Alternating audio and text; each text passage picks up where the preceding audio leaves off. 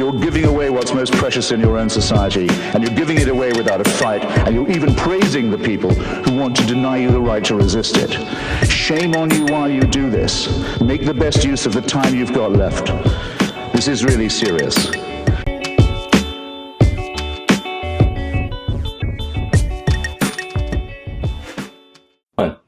Good, how are you? Good. I say, so Mark, how do you say your last name? Tordai? Tordai. Tordai. Well, it's nice to meet you. Same to you, bro. How's it? Yeah, how's it going? You're are you like in southwestern Ontario? Like what area around are you in? I'm pretty close to London, Ontario. Okay, yeah, all right, cool, man. Yeah, that's awesome. And you're up in the Ottawa area?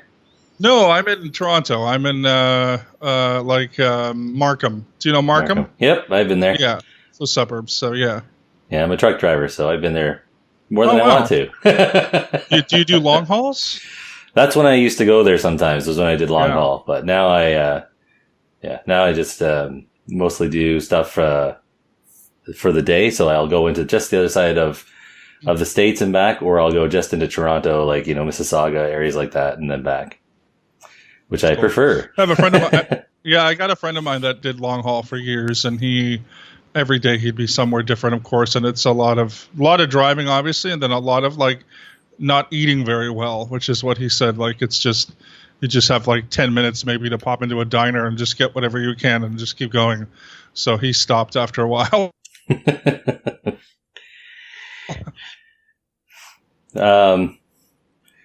Yeah, I'm using. Yeah, I'm sorry. Can you hear me still? Yeah. Okay. My internet's not the fastest, so we're gonna, there's gonna be some hiccups, but yeah. Yeah. Okay. I'm also using the latest version of Skype, and I held off on doing it. This is the first call I'm doing this way because the last time I used one of their updates, past one from like a couple years ago, it stopped using any kind of filter, so everything was maxed out, like right to the red line. Oh God. Yeah, and it doesn't give you the kind of controls in Skype, so I might be looking to something else for future calls if this doesn't go well. But either way, I mean, I can alter it, I can change it a bit. I just prefer a higher quality, and if they max out the audio again, I'll just probably go with what's it called, OBS or something like that. I have to learn. Yeah. Because this one, it just doesn't give you the volume controls. Like input-output control would be a very simple feature, and I can't find it anywhere. Wow. Yeah, I don't know too much about this stuff. I'm trying to get into things like this, like doing podcasts, doing live podcasts and things. But I literally don't know anything about it other than I know how to sort of record from Google Hangout. That's about all. Yeah. And I've used that a whole bunch of times. It's not the best. It has some advantages over Skype, and then Skype has some advantages over it. Yeah, exactly. It's like that's like everything with computers and programs, especially. There's nothing perfect. It's just whatever works. OBS looks like it has a whole mess of advantages. The only disadvantage is I'm going to have to learn all the controls and all the shorthand for it and all that kind of stuff. Oh, God. So more work, but better payoff, I guess. Yeah, I guess so. Let me take a minute and just I'm going to close the door behind me, and then I'm going to just probably put some of the stuff on that side, away. Yep. So let me just do that for 1 second, and I'll be ready. No problem.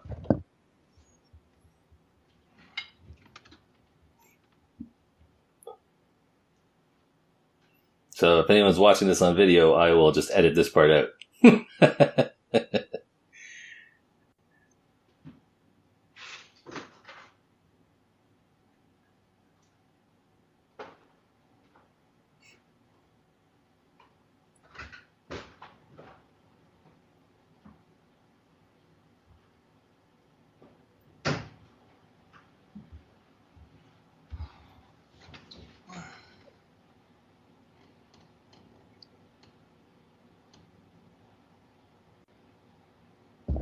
Yeah, perfect.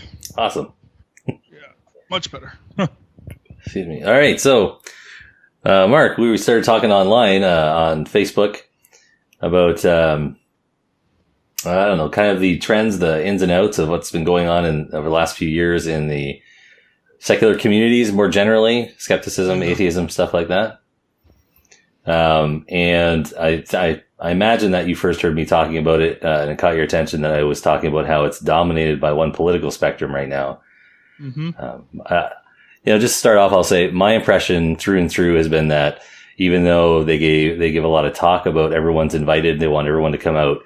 It's very clear that they don't want any speakers who are libertarian, who are conservative, or even unaffiliated tends to make them uncomfortable.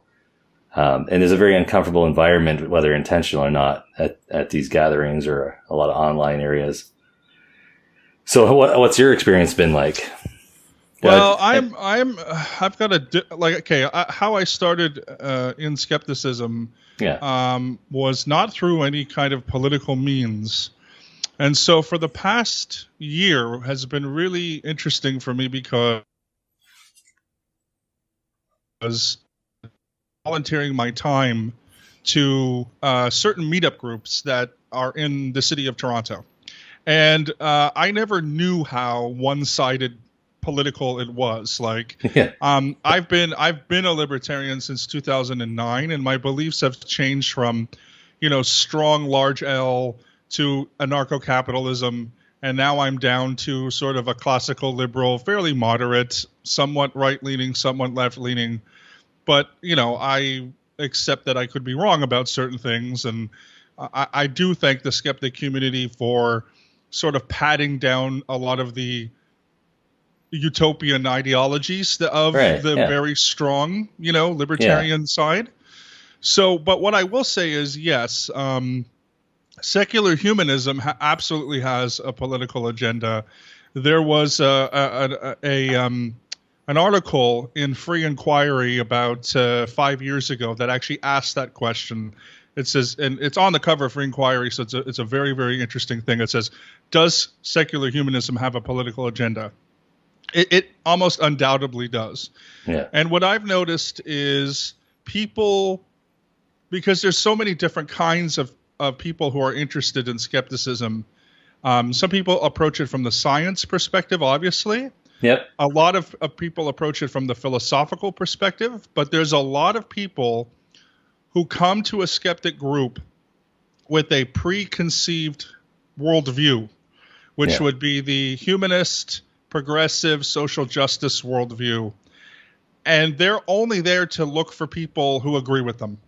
And so in the city of Toronto, as you know, being from Canada, there's a lot of people from the NDP. And it's very tough to libertarians, by the way, very tough for people who have a strong ideology to see it in a different way. So even if you have a fact that might undermine their principles, people with such strong ideological principles are usually looking to have those beliefs confirmed. Right. So that's what I've noticed. I've noticed that there's a lot of people just looking for people for whatever reason. It could be a great reason, could be whatever. Maybe they don't have a lot of people who are secular in their personal lives. So they're really just looking to expand their social circle with people who essentially agree with them on, the majority of issues. Right. So that's a common thing that everyone does. But I think it's frustrating in a skeptic community when we're constantly being told that we have to challenge our beliefs and we should change our beliefs based upon evidence. When, to me, as a libertarian, I can talk to Canadians, and I've stopped doing this. And this is going to sound completely arrogant, and I don't want people to take this the wrong way, but I've stopped talking to Canadians who have never lived in Canada about healthcare because I lose my cool because I have so many facts and statistics that could potentially change someone's mind, but they never do. And that could be because I'm a bad arguer, which I know that I am sometimes, but it's also because a lot of people, they don't want their minds to be changed. And that's something that you have to deal with as well. You have to deal with the fact that people are human. So I guess sort of my whole thought on this is the humanist movement essentially has its own agenda. It has its own political agenda. And if you come from our perspective, like people who are just not on the left, which is a tiny few, then you sort of accept that you are part of a tiny minority, and the only thing you can do is just try to express the fact that you are not a stereotype and you don't believe in stereotypical terrible things that conservatives or libertarians are supposed to believe in. and just really hope that you actually can make a difference with what you say. And literally that's all. Other than that, I tell people, you got to pick your battles. Sometimes it's worth getting into it, and sometimes it's just not worth at all getting into it. And for me, I tend to pick the second part. So I just tend to sort of agree and nod my head when someone's saying something, explain how I'm not a terrible person. Yeah. And I have to keep reinforcing that. That's what I call starting on the back foot. You always have to start on the back foot. Uh-huh. Let me begin what I'm saying by saying I denounce racism, or I denounce murdering people, or I am not a bigot, a racist, a homophobe, a misogynist, a transphobe, on and on, an Islamophobe. But I think maybe the government should be out of this area of life, and then you get all the backlash, and you're like, oh, you know what I mean? So listen. If you understand, and people understand sort of the concepts of what individual liberty means, and you have that as part of your principles, then the communication aspect is the second part. So I get it; it's in my head. I've put it as part of my principle. It makes sense to me. But now I have to communicate that. And actually, what's really good for people to study, if you're having problems with this, is to study basic public relations. Because basic public relations will kind of help you to not be so in your face sometimes. Because, listen, as I said, I'm not a very good arguer.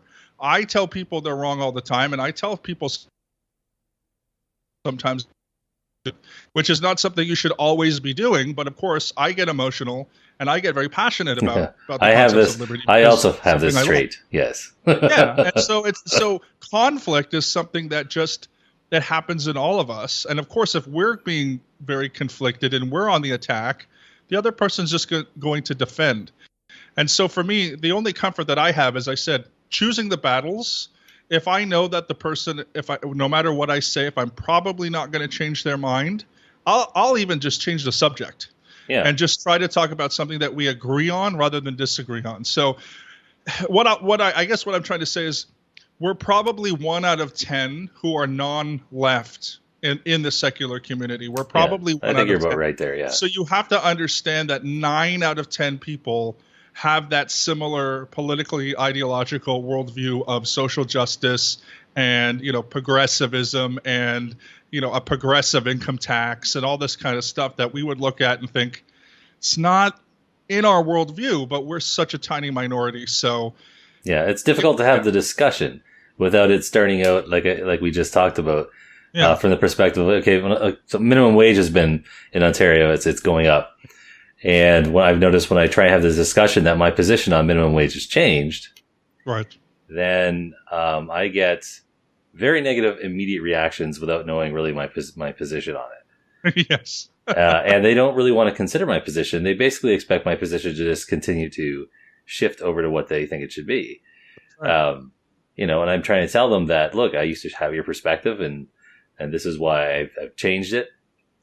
And I find that the word that comes to mind a lot, which is funny because it used to be debates with people who had theology, is presumption. Mm-hmm. There's a what do they call it? Well, cognitive dissonance is one. Yes, but there's a term for it when you're debating with someone who's religious. A preconceived notion? No, no. I'll try and think of it as we're talking about it. Sure. It's not coming to my head. As we're talking, just as a quick side note, what I am doing is I am trying to adjust my mic volume. My input's too high for Skype, and it continually auto adjusts it back up to where it's too high. Skype, you and I are not going to be friends very long if this keeps going. Well, you know why it's not a good service? Because it's free. That's true. I mean, I think you can pay for certain elements of it. Yeah. I'm just going to risk making a noise here and turn my gain down on my mic, which I shouldn't have to do. Oh, no worries. So down would be this way, I think. It's all sideways. Mm-hmm. All right, can you still hear me? Am I good? Of course, yeah. All right, good. Yeah. So, and we're, like you say, we're supposed to be in this community. But right now, I think the reason that the discussion is so interesting is because there's a section of the left that has broken into complete pandemonium, like mindless kind of vitriol. And the other element, which I would say probably is still the main part of the left, really doesn't know what to say to them or how to react to them. They seem confused about why this is happening. With an exception of a few voices on the left who are, I think, really trying to tell them what they need to do, and they don't like it. So it's an interesting time. Is an interesting time because we're seeing it's greatly hurting. This is just my assessment. I think it's greatly hurting our communities because there has been such a one tenor appeal politically, and since the left is in so much hurt right now, there isn't really the right or the libertarians or whatever the in between views might be to kind of smooth it out and kind of pick up the slack.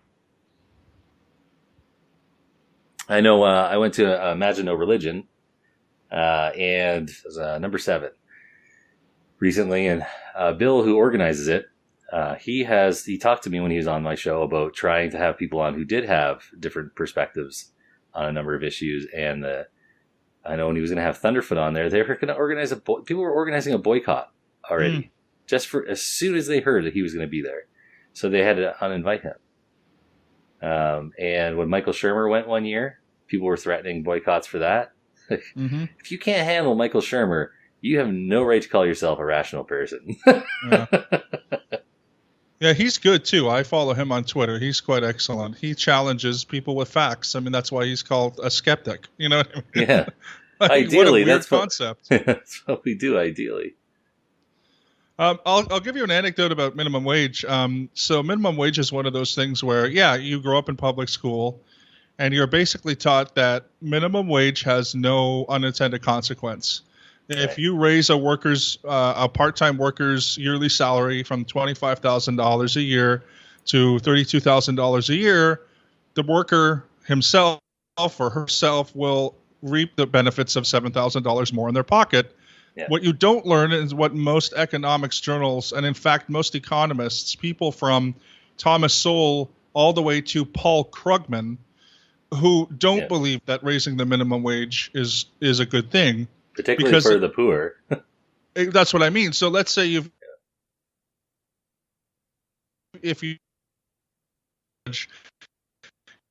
not in the McDonald's service industry, retail industry, which is what those jobs are meant for. They're meant for younger people who are in college or university.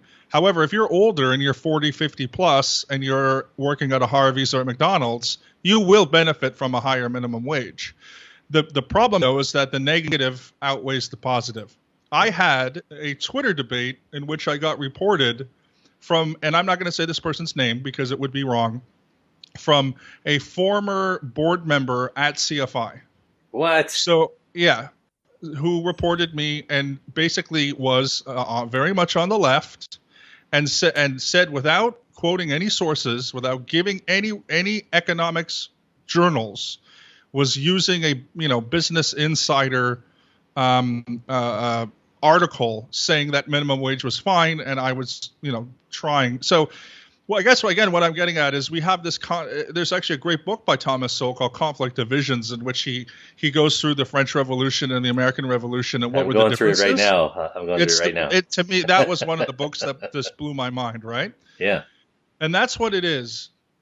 Everyone, if you're intellectually dishonest, if you say you don't have an ideology, you do have an ideology, and that's okay for having an ideology. It all depends on how you respond to facts. Right. So it's people who don't think that they have an ideology, who have a strong ideology, who make bad arguments, who don't understand economics or don't understand where you get good economics information from, who are sort of going through what I call the Daily Show effect, which is it's just popular with the left. It'll be on the Daily Show, so that's what they say, so that's what they believe.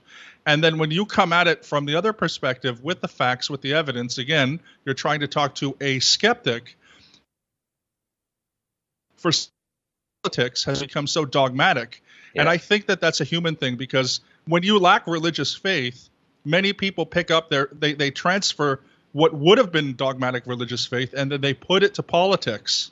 Yeah, And so politics what is a you'll very find common is one, many people who are atheists and humanists and skeptics Yep. are tremendously devoutly into the political realm, even though they don't have a religious belief. They've sort of transferred it, and that's also kind of unhelpful.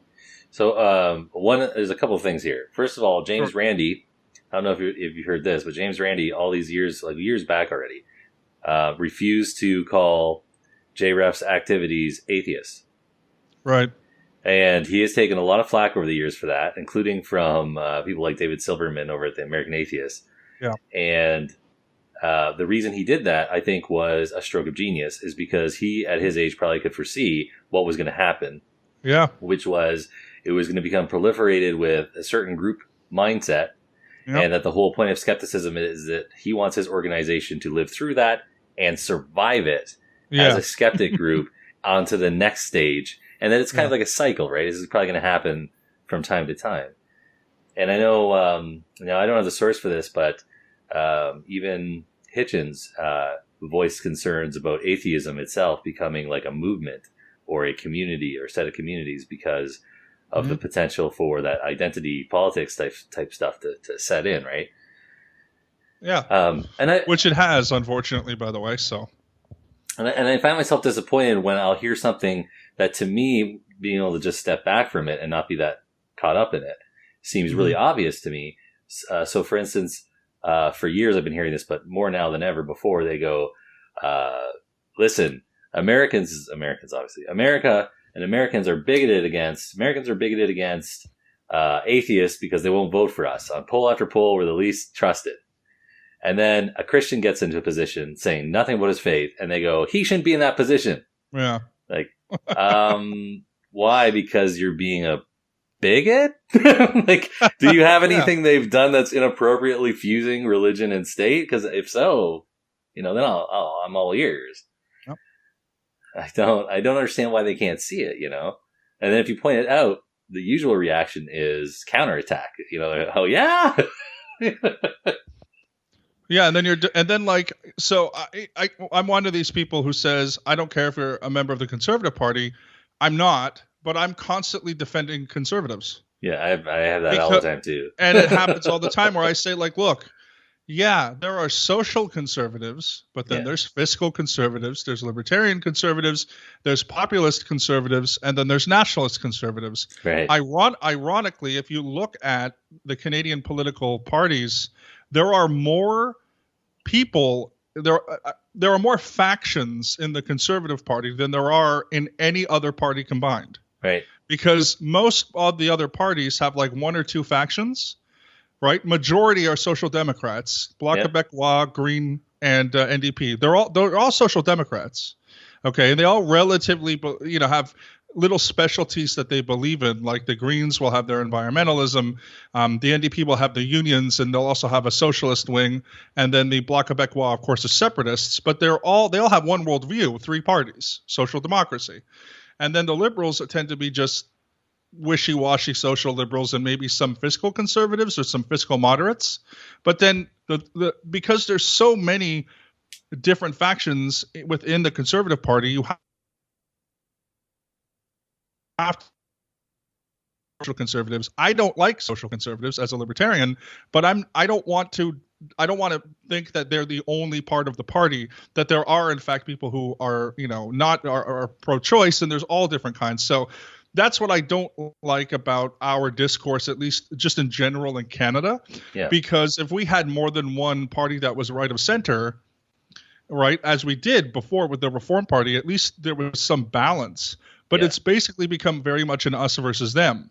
So Liberals and NDPs kind of are in a very similar position where people kind of go back and forth between the parties for the most part.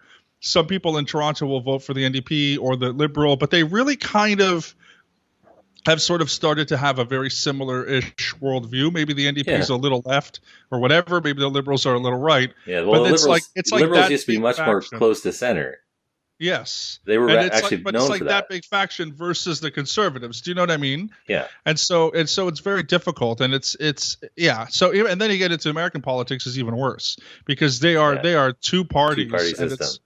even worse of us versus them. Yeah. But what I always like to say too is, you know, when you go to these groups and these meetups again, which I organized 3 of them, and you'll always get a lot of people complaining about Republicans or complaining about conservatives, but a gentle reminder that there are tons of people on the left who are trying to control the lives of other people. Right. Yeah. You have to remind them of that there are authoritarians on the left, that they're not perfect. So there was one night when a few of us were, actually both nights, we were sitting around, a bunch of us at the Imagine a Religion afterwards in the little restaurant/pub area there. And the one night that I went there, my friends were talking to, is this, I don't know, a couple looked like in their 50s or something. And they were apologizing for voting in Trump. And I was sitting there for a while while they were being all apologetic and bashful about this. So I looked at them and I was like, did you vote for Trump? And they're like, oh, no, of course not. He's just an embarrassment. Like, we feel responsible. And I said, well, I'm going to say something that's make you feel a whole lot better about yourself. And they're like, what's that? And I'm like, I supported the rise of Trump. And they looked at me with this look of disdain, right? And I'm like, see, now you feel better about yourself, don't you? But I said, now that I said that, I just want to make this clear. It does not mean I think he's an ideal candidate. I just wanted you to have some perspective that just because you're in Canada doesn't mean that you have to go around apologizing for your president if you didn't vote for him.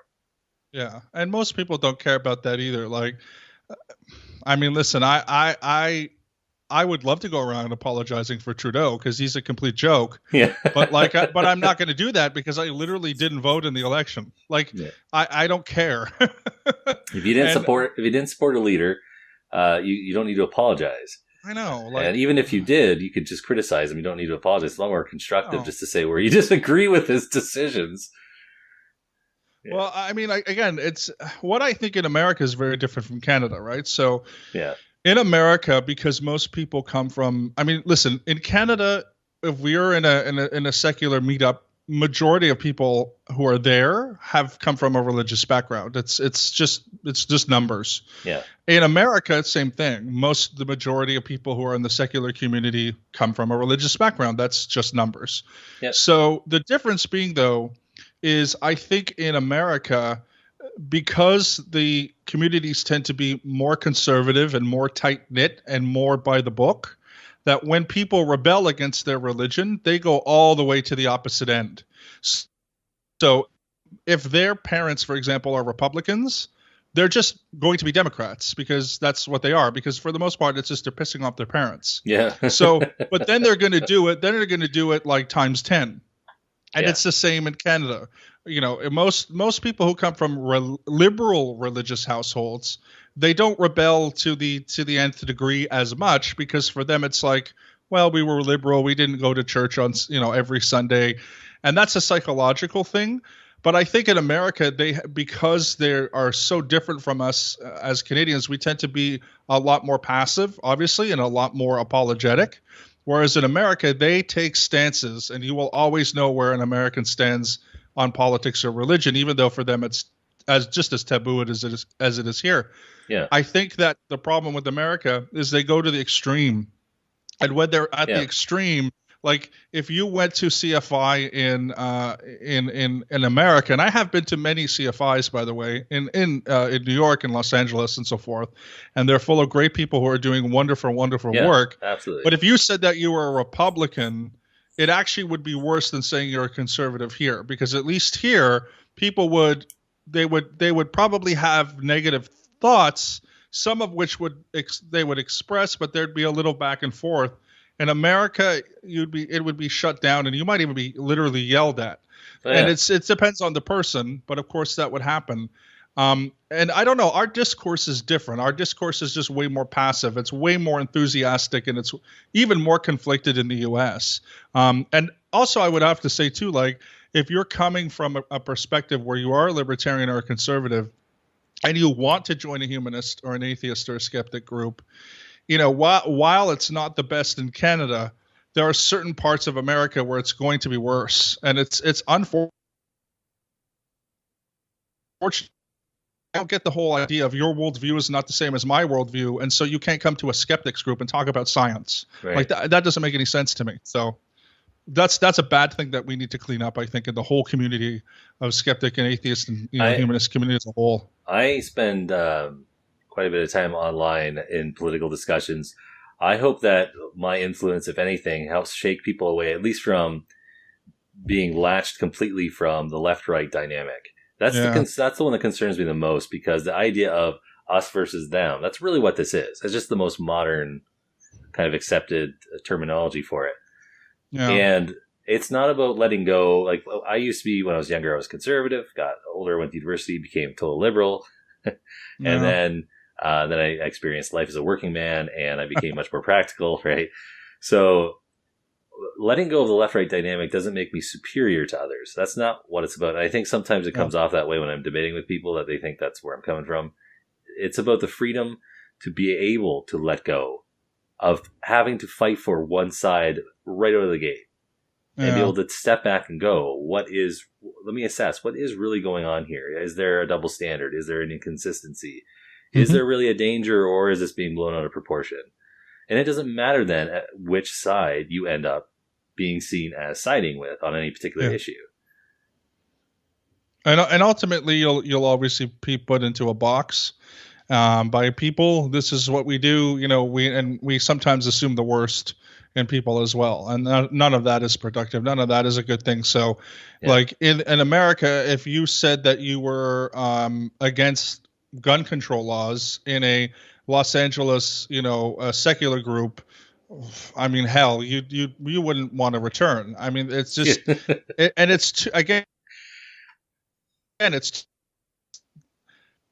there's just too much politics. But that's always been the case. I used to study. I studied a lot of different religions back in the day, and how a lot of these groups began. By the way, I don't know if you've ever heard of the term, although I'm sure you have, called religious humanism. If you've ever heard of that concept, rather than secular humanism, right? Yep. So when religious humanism started, it was sort of the late 19th century.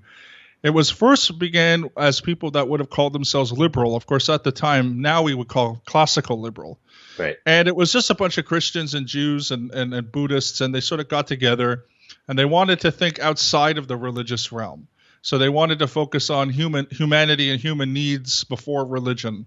And then religious humanism, then as the 20th century came, was kind of taken over by a progressive brand of Christianity and progressive brand of Judaism. And since that time, since around the 1920s, the humanist movement as a whole, which then evolved into secular humanism, had already attached the groundwork for things like democratic socialism and labor unions and high minimum wage and all these kinds of stuff. But it actually did start as a relatively classical liberal idea, then was eventually taken over, as I said. And so, because humanism and these secular groups have been very left-leaning ideologies for, at least since the 1920s, it's been very difficult to pull back on that stuff and be a conservative, particularly because when you say the word conservative, you are lumped into, again, the box of the social conservatives, of the, pro-life people, of the religious right. Yeah. And obviously, if someone comes from that battling against their childhood beliefs, they think that you are completely the opposite of them. And as I said, the good thing about at least the Council for Secular Humanism, which is the main organization, as they had this issue, as I mentioned, writing for Free Inquiry, they had this discussion: does secular humanism have a political agenda? And I would encourage you to read that article, because they have 4 different perspectives, and they're all really interesting. They have a socialist, a Democrat, a Republican, and a libertarian, all expressing what they think that question means. And it's just interesting to hear from a libertarian and a conservative who say, I am a secular humanist, because there's so few. Yeah. And so anyway, that kind of stuff, again, you're dealing with history, and you're dealing with the fact that people have used humanism as a kind of pseudo-religion in some ways, which is really sad. Particularly, many people who were communists in the 20s and the 30s sort of used humanism as a pseudo-religion, and they indoctrinated it with their own kind of ideology, and we're sort of left in that world. And so again, all these contrarian ideas, let's say, or conservative and libertarian ideas, people just don't respond to them. They don't respond to them because they're not used to it, and they haven't maybe heard it, and they think that we're part of other groups that we're not, and so forth. So it's incredibly frustrating. Yeah. And it's also incredibly frustrating when people join and they are libertarians, and then they just don't show up anymore because they're sick and tired of having 6 people gang up on them in a meetup when they're trying to explain a simple concept. So it's history, and it's also the population of actual, people who are going to these meetups and going to these groups. And yeah, those are things that I hope in time will change, but I don't know. It's very difficult. Yeah. And I'll tell you my theory on this. Yeah. Based on my experience online and the fact that we have YouTubers that are so popular in the term, and they call themselves skeptics, compared to many of the real world institution skeptics. Yeah. They attract the people who don't conform to the left. There are some left that go to them as well, but a large number of them are, like we say, libertarian conservatives of a number of stripes or just unaffiliated. And I suspect that what is happening by not admitting to, sort of collectively, not admitting to ourselves as different groups, different activities, that this diversity of thought exists. I think that's why it seems like 90% of everybody in the secular community is left. I don't think that number is actually that high. It's just that they have dominated it for so long that people, like you say, they show up, go, oh, yeah, this sucks to be here, and they go away. And they go away with their money, and they go away with their time, and then they go online and they watch Sargon, or they watch Thunderfoot, or they would just watch someone like this. And it's such a shame because we're really cutting our legs out from underneath ourselves. If we really want to help challenge society to question what they believe or to uphold principles of separation of church and state, we need their support. And, I don't mind going there and being surrounded by people that all think I'm a heretic. That's fine. But most people aren't like me. They're not up for that kind of a environment. So yeah, that's what I've been trying to communicate. And I also think that there's a number of people who are wary of Jordan Peterson. You're probably familiar with him. I know him, yes. Or of him, yeah. Yeah, so anyone who doesn't, he's a professor at University of Toronto, and he has been fighting the social justice warriors, if you will, on a couple of Canadian bills that he sees as very threatening to individual freedoms. And so there's a whole debate there, but one of the things that he talks about with his work that I think people should at least listen to and consider is the power of stories, right? Narratives. He talks about it as, myth and all this kind of sort of thing. He sees religion very much as the power of intergenerational myth or stories.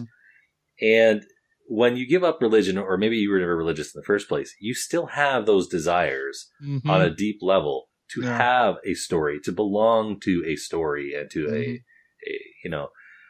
being aware of that isn't going to destroy your world. It's very important to be realistic with oneself, and the narrative that I see, it flows through all of these arguments on the left right now. And I think it's because, and I was unaware of this till the last few years, because as a skeptic, until someone challenges me on things, I usually am not really aware of them. As soon as they start challenging me on them, assuming that I'll agree, Right. I became aware of the last 50 years, the left has dominated in the West.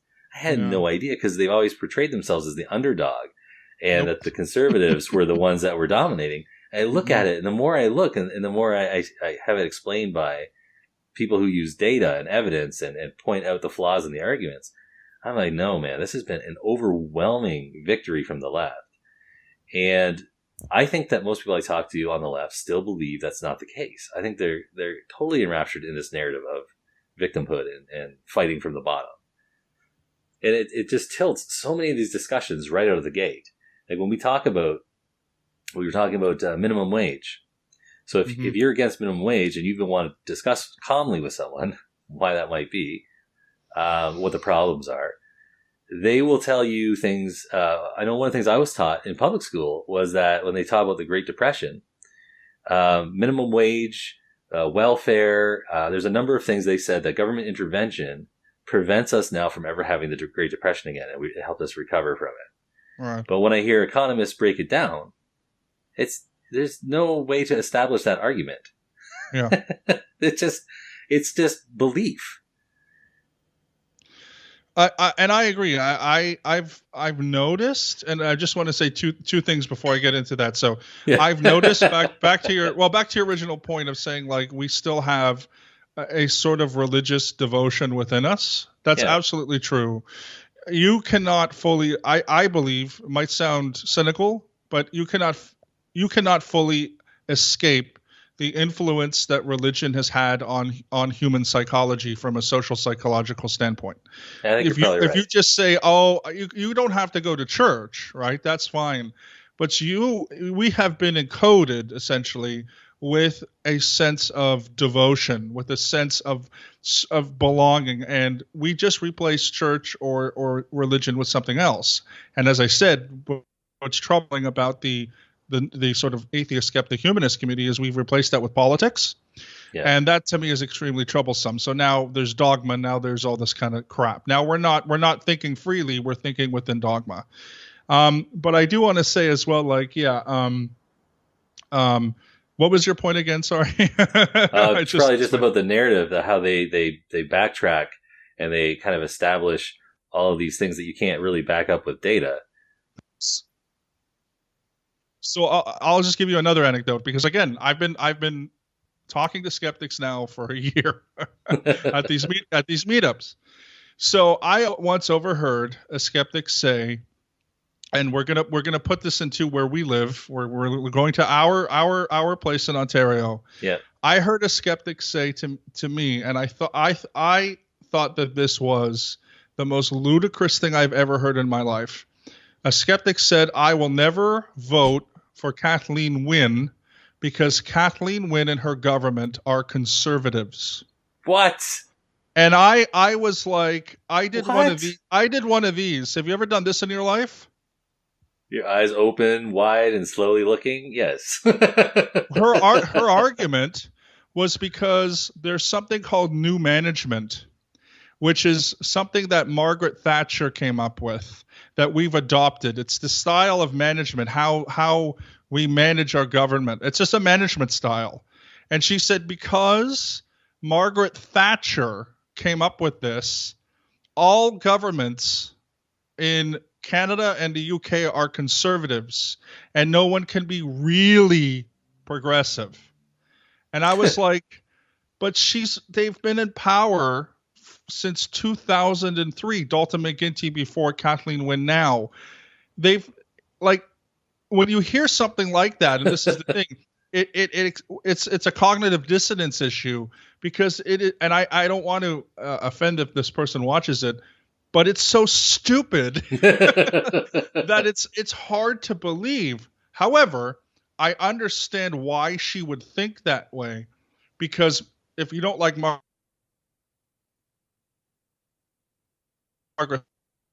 the management system, which now the Ontario government has, I see where that person can connect the dots, but there's still no evidence, right? There's no evidence that Kathleen Wynne is doing anything conservative, and we should blame the conservatives. Yep. But again, this is going back to the whole tribal, human part of us, which is we will believe whatever we want to believe.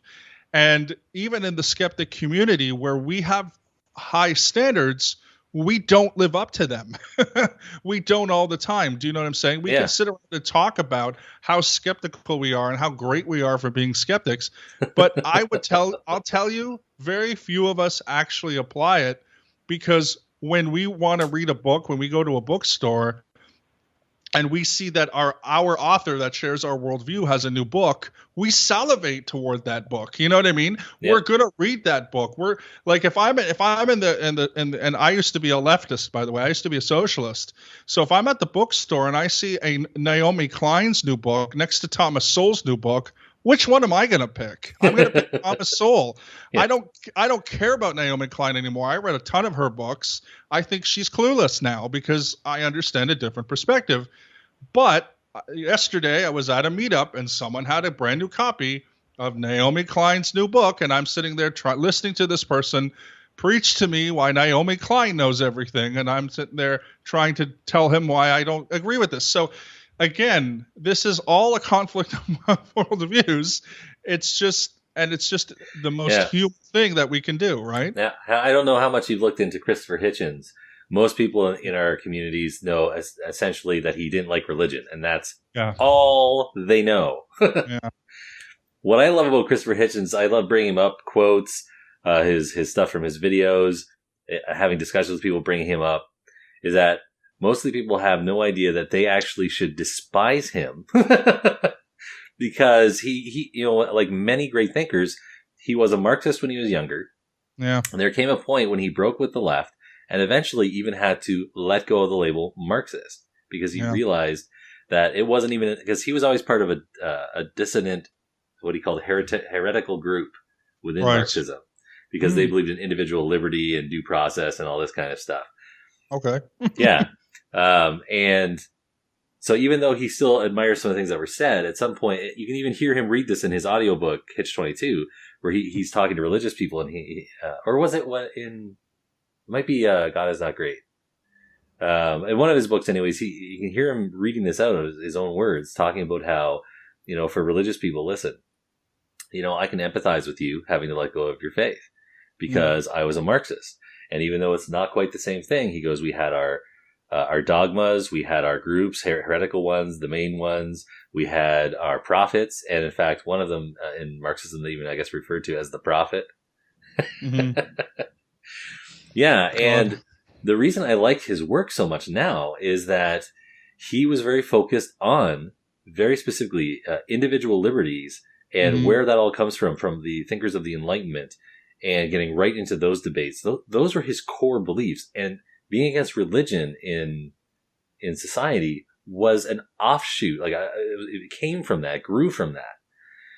But it's funny because a lot of people who agree with that end result in that one way, if they look back to where he got those ideas, would hate where he got those ideas. Yeah. He came to Canada before he died, a few years before, and he specifically was here to argue against the idea of hate speech laws. And he made a very, he made a very good case that hate speech laws violate and undermine free speech outright. Mm-hmm. Yeah, and this is. Yeah, go ahead. Yeah, no, I'm not terribly familiar, to be honest with you. Not terribly. I've never read any one of Christopher Hitchens' books, but I do know that he's definitely a divisive figure within the community because he was very much politically incorrect, to say the least.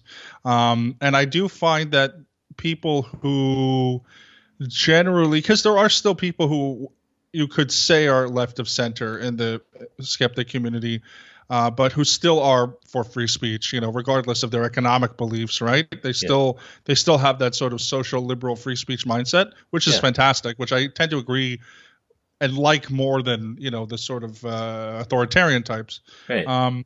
But I do know that he's quite divisive. And hate speech is another thing too. It's like, I've heard a lot, again, within this past year about how we have to protect people from hurt feelings. And it's like, well, like the government has to actually do this. They have to protect people from being hurt. Yeah. And what I always like to say is like, okay, I've got an extremely thick skin, right? Like I was bullied so badly during elementary school, and then I've been, in and out of different groups, and certain groups will shame you when you leave. And I've been, I've been shunned from friends who will never talk to me again because I don't agree with their religious beliefs. That I've become I have become, mainly bitter and mainly pretty cynical. So you can say whatever you want about me. I don't care. Like even hate speech, even saying derogatory terms to my face, as long as it's not inciting violence Right. or harassment, Yeah. which is where I do draw the line, then that's fine. But words are words. And so I think to myself, okay, if someone look at the concept of atheism, right? Atheism offends almost everybody in the world. Yeah. And so if you're an atheist and you're worried about other people's feelings, you're obviously not doing it right. You're supposed to be a free thinker.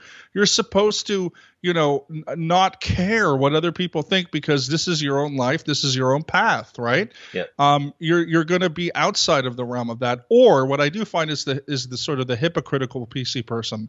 And this is another thing that I don't like about the secular community, which is, don't offend me, don't criticize me, don't be hateful of me.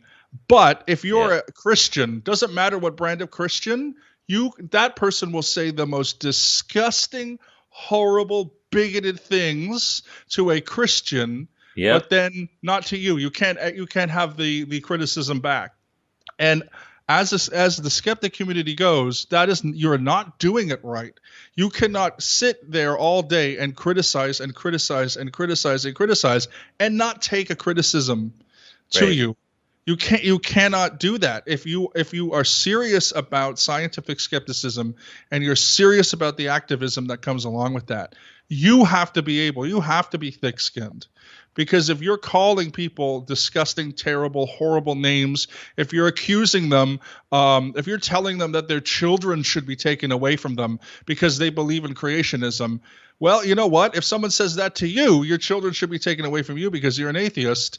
You can't just start crying. It's the principle. You have to stand up. This is why I try and emphasize principles to people now. Yeah. And, principle is what runs through something. You can try and divvy up your conclusions to whatever is convenient for you. All that reveals to me is that somewhere along the line, you developed a principle that says that being right in an argument is all that matters to you. As opposed to having a principle that underlines, say, caring about children. So now, if you're willing to do one set of things for one people and another for yourself or your friends, then your principle is really just selfish. I agree. And principles help you self-correct as well. They help, if you're true about analyzing them and being aware of them, they will help you to stop certain behavior before you put your foot in your mouth. I don't disagree there. No, it's very true. And I think another lie that we tell ourselves is that we have to be, or I guess one thing that I think that is problematic is the people who, again, I mentioned it earlier, those who don't think they have principles or ideologies, they think that they're 100% pragmatic, which you aren't. Like everybody has the principles. So it's like, well, I just look at the facts. Okay, well, tell me about minimum wage. And then they say stuff that isn't true. Yeah. So then you correct them, and then they're angry because they think they're pragmatic. That happens too. It's like, you're absolutely correct. What do you believe in? Because that's a very difficult thing to say for people who are in a room because of what they don't believe. Yes. and think that the word belief is a negative thing. But the word belief is not negative. It's not co-opted by the religious. And belief and faith are two different things. They really are. You can a faith is a belief that you have no evidence for, but you can still believe in things that there is evidence for. Yeah. Because along the process, like people say they believe in evolution. Well, yeah, you kind of have to believe in evolution because there's different alternatives that are not evolution that are wrong. So you can believe in evolution and be correct, or you can believe that the world is on the back of a turtle, which is not correct. Yeah. So it's like you have to believe in what is correct, and you get there through that process. And skepticism is a big part of that. So this denial of, I don't believe in anything, I'm rational. I've heard that all the time. This was going a number of years back when I first joined CFI. There was someone who, him and I we conflicted on many different things. And he was yelling at me in my face, screaming at me, face red, that I wasn't being rational. And I thought that was extremely ironic that someone who would get that heated and that angry to be yelling in my face. And their complaint was that I'm not the one who's being rational. Yeah. When I was calm, sitting Stop there yelling saying, at me. I was sitting there calm, just saying, actually, you're incorrect. This is the reason. And sometimes, by the way, sometimes I'm that other person. I am that other person. Oh yeah, we all lose our temper. I'm not saying I'm perfect. But in this particular situation, someone in my face yelling at me that I'm not being rational, and I'm sitting there being calm and trying to explain an idea. So, again, what I like to say is we have skeptics, we have skepticism, and those are very, very good things. But let's practice it more, and let's actually put our money where our mouth is sometimes, which is a very hard thing for us to do. I think it's a big loss of potential. We all lose out when we all go to our own corners, ideologically speaking, our comfort zones. I mean, it's fine to be in your comfort zone a lot of the time. That's just life. But you should mix it up, like especially as skeptics, we're losing out on so much time and potential here with the way things are sitting. Like I don't. I think intellectually, when I talk to more liberal skeptics about this, I think intellectually they kind of understand what I'm getting at, and they can agree with the notion. But it's another thing to get them to the point of writing to their local, if they attend a conference or they have local groups or even online activities that they do, or they give money to a nonprofit that are all centered around secular activities of skepticism. It's another thing to get them to the point of them going, you know what, even though I'm a liberal, I think I'm going to send a little message to someone and say, hey, this is an issue. We need to branch out more. And even though I've heard some people denying it, my understanding is that there has been, over the last several years, an overall drop in attendance and the amount of money. And I think this is exactly what it's coming from. Without people talking about their disagreements in a constructive way, we have no relevance. Particularly, very specifically with atheism, everyone getting together, like you just said, and going, none of us believe in religion. All right, so now after we've said this out loud for over 15 years in public and everyone knows it, what are we talking about now? Well, I'll tell you for sure, when I there was a peak, of course, of what you could call sort of like activist atheism or attendance-based atheism, skepticism, humanism. And that was sort of right around Richard Dawkins's, publication of the God Delusion. And so there was a peak, and every movement, every political party, they have like a chance. So last year, I'll just give a comparison. Last year, the Libertarian Party in the United States, they really could have made a difference had they not put Gary Johnson as the head of the party, who was kind of a dope.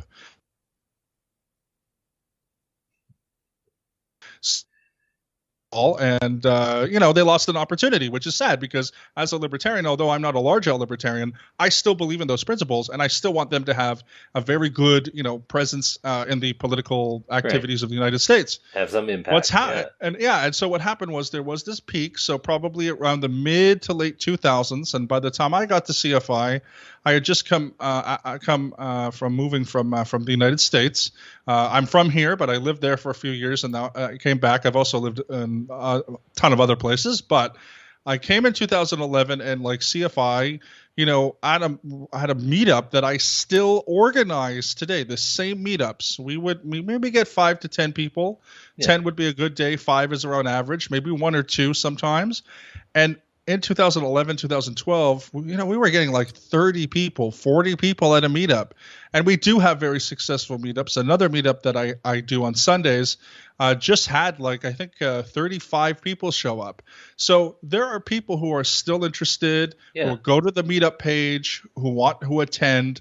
But the problem is getting people back. And that's also something that, whatever meetup you're doing, that's always an issue. Specific though to the secular groups is, I think it's, as you said, it's retention. It's like, okay, and it's relevance. Like how we sit around, and the only thing we have, let's say we have 50 people at a meetup group, the only thing we have in common is what we don't believe in. And that's one thing. So what we believe in is so different and diverse, but the conversations don't really go to that way. They go to, hey, we all don't like Trump and we all love Trudeau, and then we have to talk about that for 2 hours. or hey,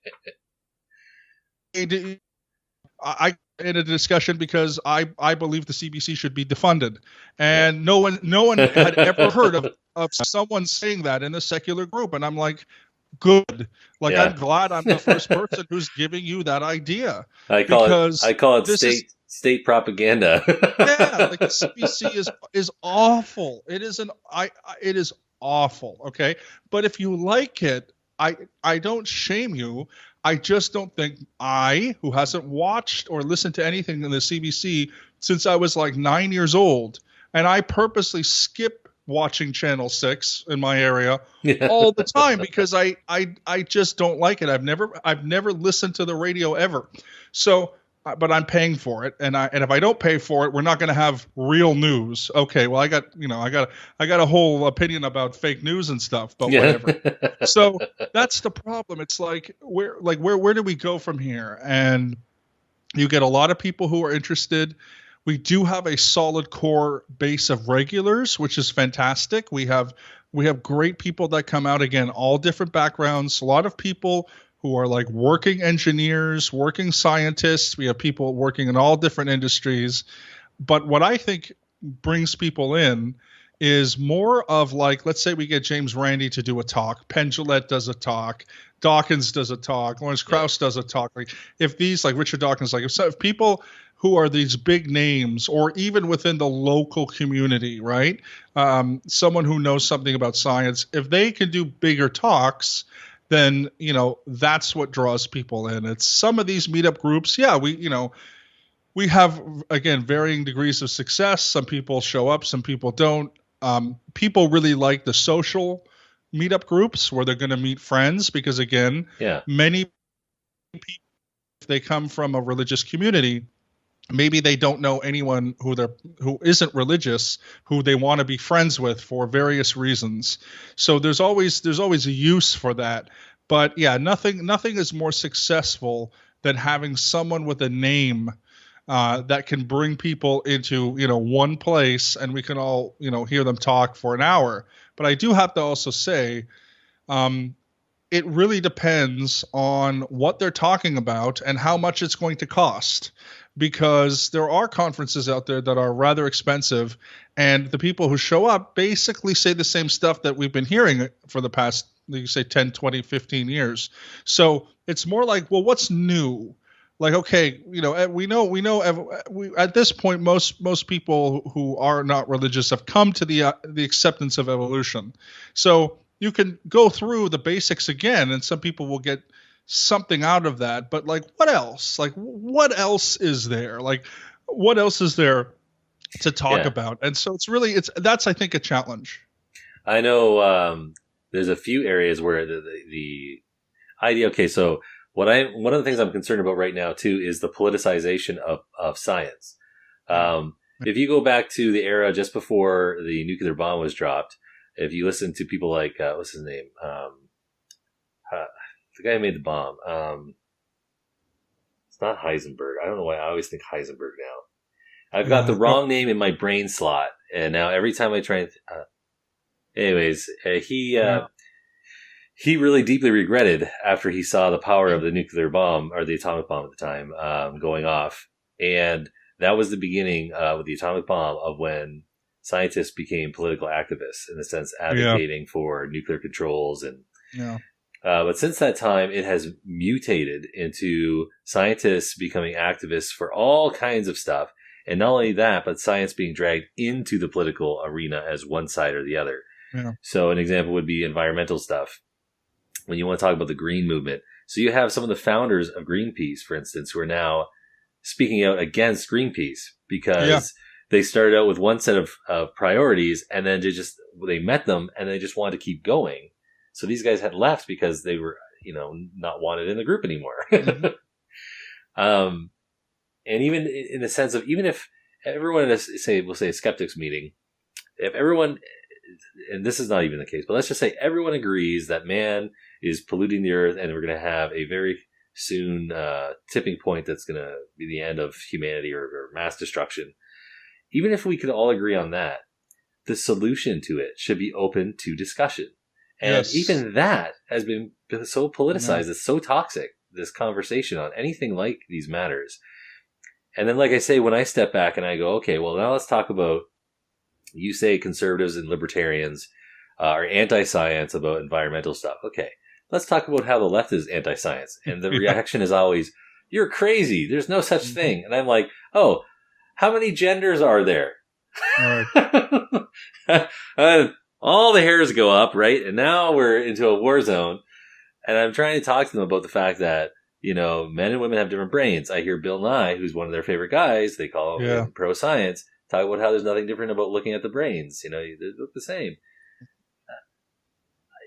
As soon as you assume that your side owns science, you're going to become blind to all kinds of dumb things. Mm-hmm. And the discussion breaks down. That's the biggest problem, is whether, you know, you personally have, you know, stupefied yourself. It's that the breakdown of the conversation means society is going to suffer for it. Because I think there's scientists, but I think skeptics, people who are skeptically minded, are an important part of society in trying to get us to a healthier place in solving these problems. I agree, and I think one good person who I could not recommend more to talk about the philosophy of science is Karl Popper, because Karl Popper really warned about the difference between science and scientism, and he also warned about the difference between science and pseudoscience. And one of the things Karl Popper used to say, which was that it's the job of science, and I'm paraphrasing, to disconfirm claims, where it is the job of pseudoscience. And why it's a pseudoscience is because it confirms claims. Right. So if you are coming into a skeptics meeting and you want all of your claims to be confirmed, doesn't matter. Even if it's just surface based and actually true, then you're not really being terribly skeptical. You should want to come to these meetings and have your beliefs disconfirmed so you can change them with the evidence that is presented. And so I am not an engineer. I do not know a damn thing about physics, to be honest with you. I've never even taken a class. But if I'm going to sit next to an engineer and I'm going to say, hey, you know what? I've always been interested. Why does I don't know. How does an elevator work in a 40-story building, right? I kind of understand how it works, but I would like to know the intricacies, and I would like you to explain the math, okay?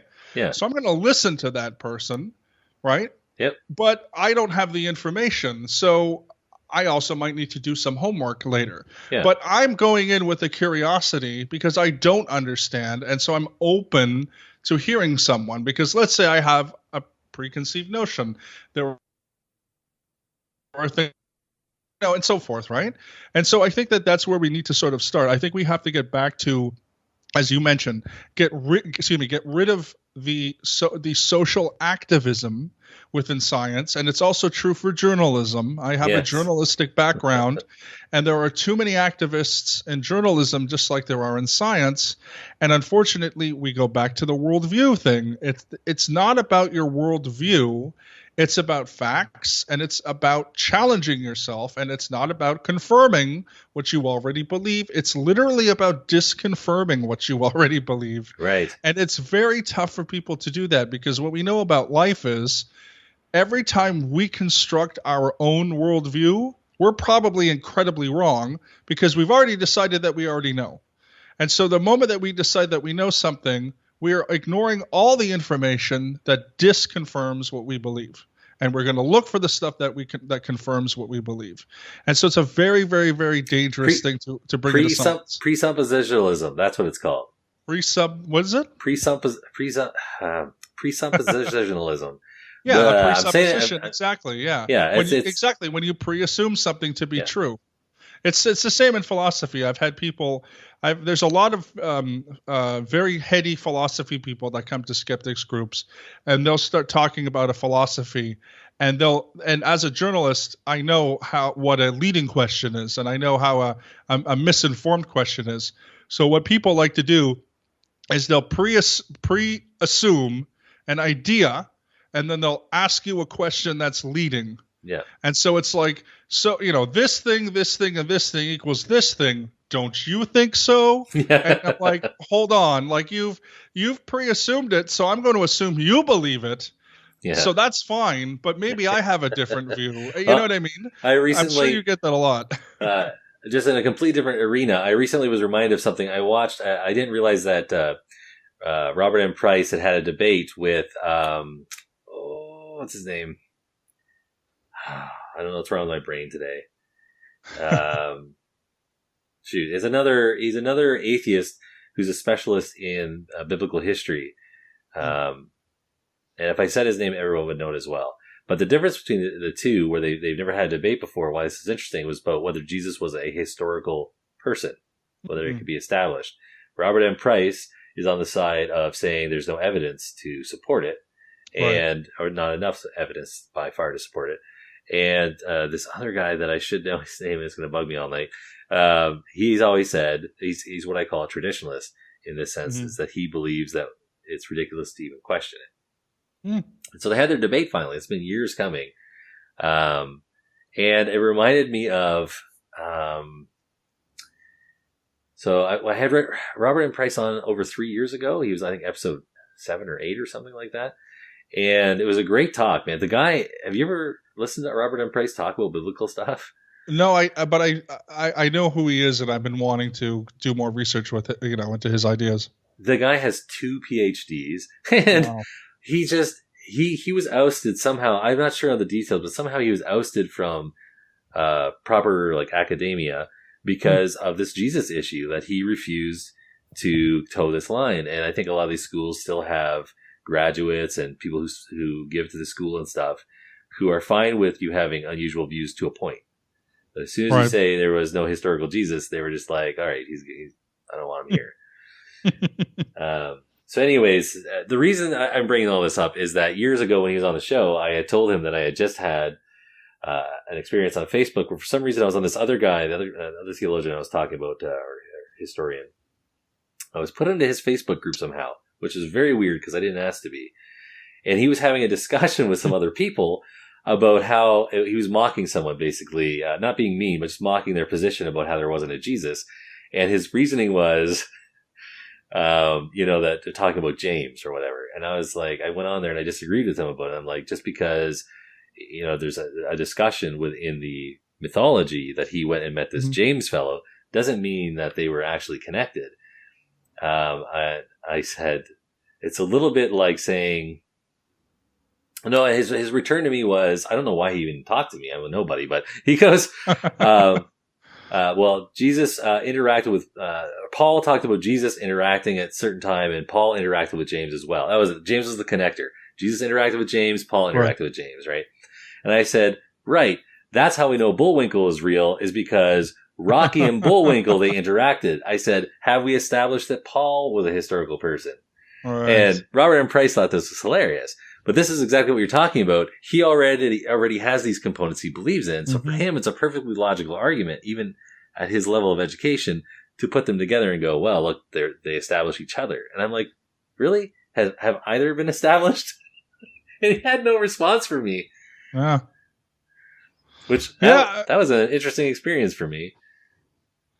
Well, at least he challenged somebody with a good argument, because that's also tough to do too, Not all the time do people respond to arguments. They just double down to what they already believe in, right? Yeah, that happens a lot. Yeah, I find that too. I find it to be very interesting. Like when you do actually reach someone and you do actually change what they believe, I find it's at a very micro level. Yes.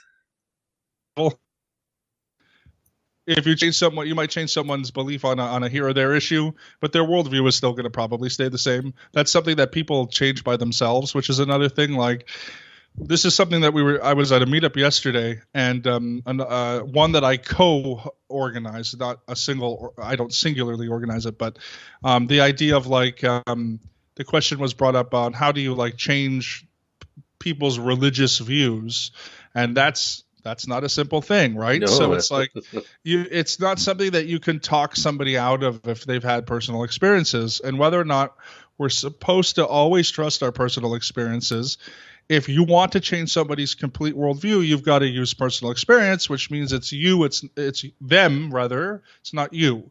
So it's about the other person that you're trying to talk to, and unless they experience something negative, for example, and makes them question, you're never going to get through to them. So yeah, that's also called the Socratic method. I don't know if I'm sure you've heard of the Socratic method. Yes, yeah. So, plant seeds of doubt and so forth, which is actually something that is very, very important for people to learn how to plant seeds of doubt, because you can probably change someone's mind. It just might take longer than you want. So they say that attitude is a lot in life, and it is. For me, I found it's a mix of attitude and my own experience when I've moved out of an area of deep belief, like with a bunch of stuff attached to it, has been my life moves into an area where I am personally discontented. So for instance, on social matters, in my work, I'm a professional truck driver. But since I've been learning more about how, we were talking about minimum wage, how truck drivers in this region anyways haven't had an income increase in over 10 years, while minimum wage has been continually going up. And what I realized is, well, as some groups are getting higher minimum wage for, would you like fries with that? Other groups who are out there risking their lives every day, like my group, the contracts that those companies have to pay the higher minimum wage, they're lowering their prices on us to save that money. And so our wages don't go up. And so what happens is it's less and less. It's more miserable to work this job. And a lot of people that are good at it will leave. So there are consequences. But the reason that stuff like I'm pointing that out is when a person has personal inconveniences or pain in their life, if they have the attitude of, I wish to learn from this. What can I learn here? What am I not understanding? That attitude will take you a long way. But if the person's attitude is just one of, I'm always right, I have no interest in ever changing my views, then I don't think it matters how much pain they suffer. They're never going to learn anything. No, not at all. And that's again a troubling thing because again, these high standards that we bring into the skeptic community is that we're always going to be changing our belief with facts, but the reality is we don't. The reality is that that it's much harder to do. And as I said, micro changes, little small changes. Okay, someone thought a math equation was one way, but it's actually this way. Well, that doesn't change your whole perspective, right? You know what I mean? So it's like somebody who thinks that a statistic says this, but it actually says this. You're just not going to. And one of the reasons why that happens is because, and you mentioned it earlier, is identitarianism, right? So when we latch on to an identity and we become part of that identity, we get a social circle around us. We start standing for issues, and we sort of build ourselves and our ego up, right? We also become happier in many ways with the choices that we've made. All emotional responses. So to say that you're going in blank without emotion and making decisions without emotion, there's never been a human being in the world that has ever made a decision without an emotion. You know what I'm saying? And it's never going to happen in the future. So, until we have robot brains. Well, yeah, that's true. Until we're all cyborgs, which I'm looking forward to, by the way, being a cyborg. I'm pro-cyborg. Would you like fries with that? Well, and that's another thing too. So you can. Okay, so there's an A&W restaurant not far from where I live, and you can, as soon as you walk into that A&W restaurant, you are greeted. Okay, not literally, but you're greeted with 3 computerized order taking machines. Yeah.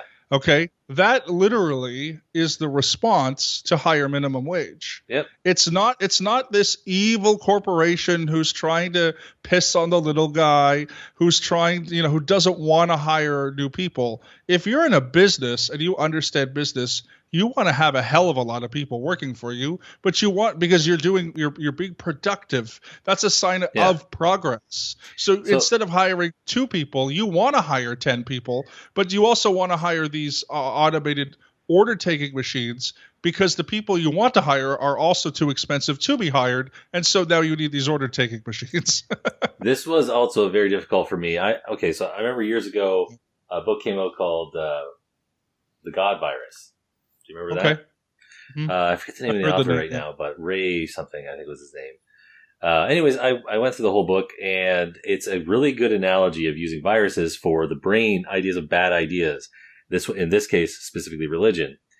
But if skeptics and atheists would just realize that this bad idea could be taken outside of just the religious context and more in the idea of bad ideas, period.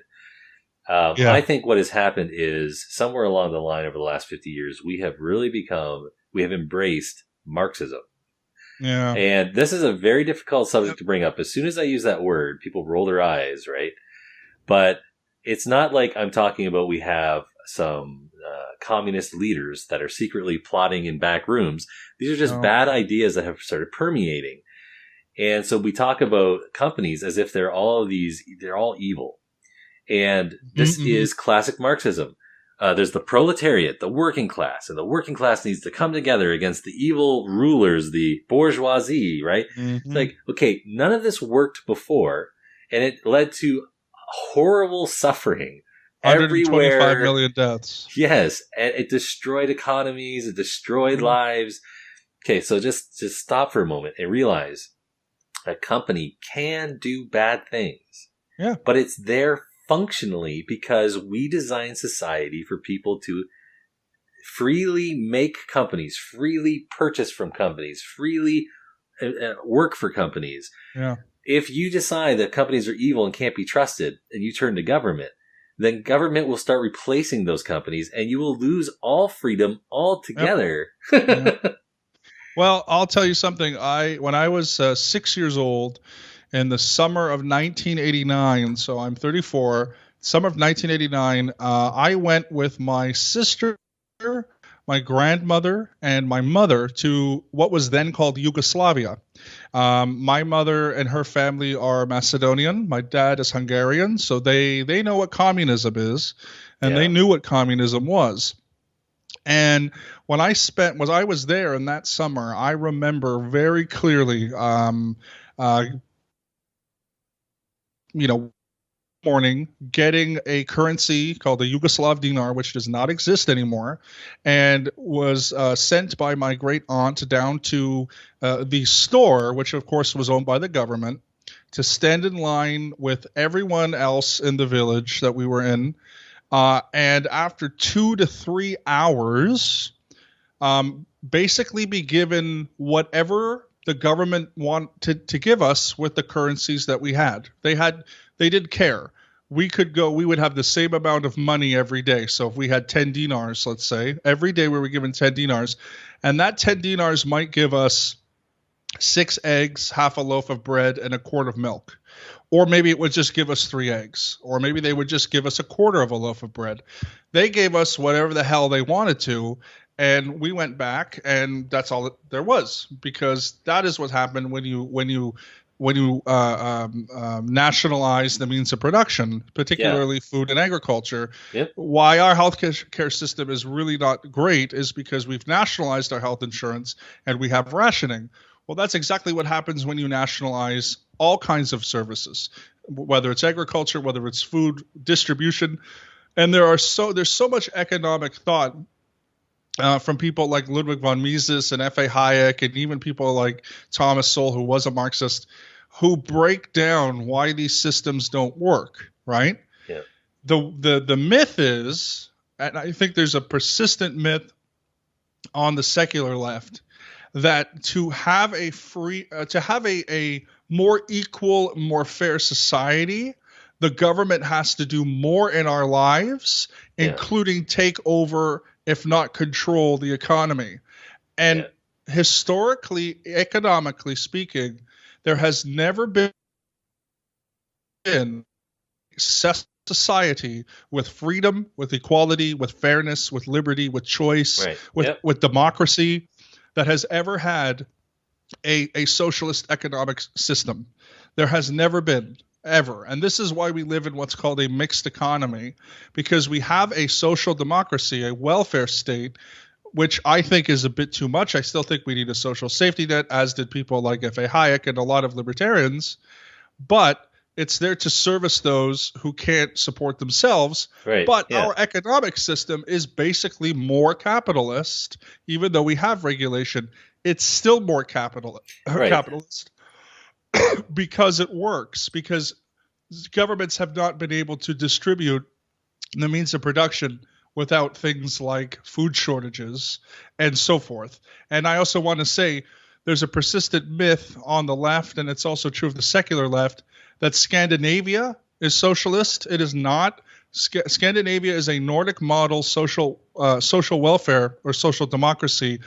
And if you look at Denmark and places like Norway, they actually have freer market capitalism in their economic structures than the United States, because they have far fewer regulations and far fewer red tape. Now, if you don't want to believe me, and again, don't take what I say as truth, look up a speech that the Prime Minister of Denmark gave to Harvard, in which he criticized Bernie Sanders for comparing socialism with Denmark. And that is the Prime Minister saying, Bernie, no, we're not a socialist country. We have free market capitalism. How dare anyone speak badly of Comrade Bernie Sanders? Exactly. And by the way, I have openly done that at Skeptics meeting, and it's disastrous when that line of thinking is just not economically feasible, and there's actual science to prove it. So anyway, you can't win with the Bernie Sanders situation. I